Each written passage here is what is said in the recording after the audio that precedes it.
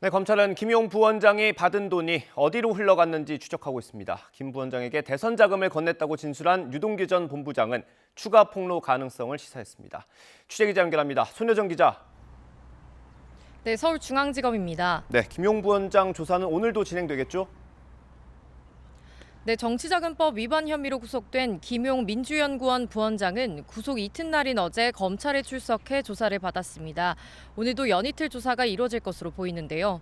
구속기한은 최장 20일로 지난 19일 김 부원장이 체포된 시점부터 따지면 벌써 닷새가 지났기 때문입니다. 김 부원장은 민주당 예비경선 전후인 지난해 4월부터 8월까지 유동규 전 성남도시개발공사 기획본부장 등을 통해 불법 정치자금 8억 4천여만 원을 수수한 혐의를 받습니다. 이 과정에서 유 전 본부장이 1억 원을 가져갔고 대장동 관련 보도가 나온 뒤 김 부원장이 다시 1억 원을 돌려줘서 최종적으로 전달된 금액은 6억 원인 것으로 알려졌습니다.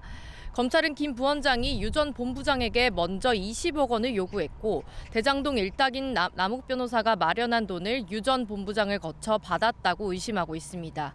검찰은 남은 구속기한 동안 김 부원장을 상대로 강도 높은 조사를 이어갈 방침입니다. 지난 조사에서도 대선 자금 명목으로 받은 돈을 어디에 썼는지 또 어떤 경위로 받게 됐는지 집중 추궁한 것으로 전해졌습니다.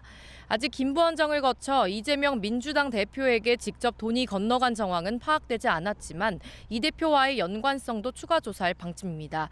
하지만 김 부원장 측은 검찰이 이 내용을 폭로한 유 전 본부장의 진술에 놀아나는 거라며 줄곧 혐의를 전면 부인해왔습니다. 네, 유동규 전 본부장이 추가 폭로할 가능성도 있습니까? 네, 유동규 전 기획본부장은 민주당의 대선 자금 의혹 사건과 관련해 검찰에 결정적인 진술을 한 인물이죠. 오늘 오전 대장동 재판에 피고인으로 출석하면서 기자들의 질문에 별다른 말은 없었습니다. 이에 앞서 YTN 등 일부 취재진이 오늘 아침 경기도 모처에 있는 유 전 본부장의 주거지 근처에서 유 전 본부장을 만났는데요.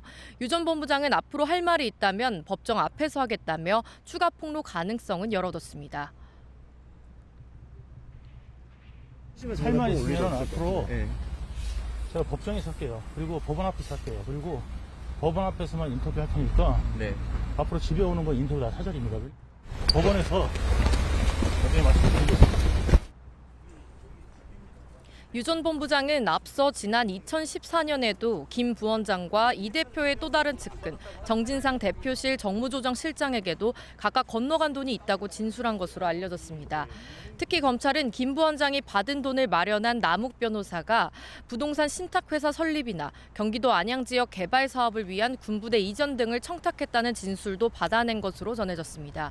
김 부원장과 대장동 일당과의 인연은 10여 년 전부터 이어진 것으로 알려진 만큼 이들 사이에 오고 간 불법 자금이 더 있는 것으로 의심하고 있습니다.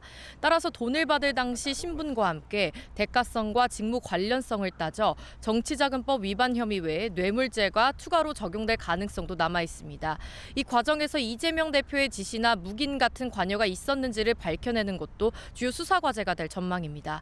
지금까지 서울중앙지검에서 전해드렸습니다.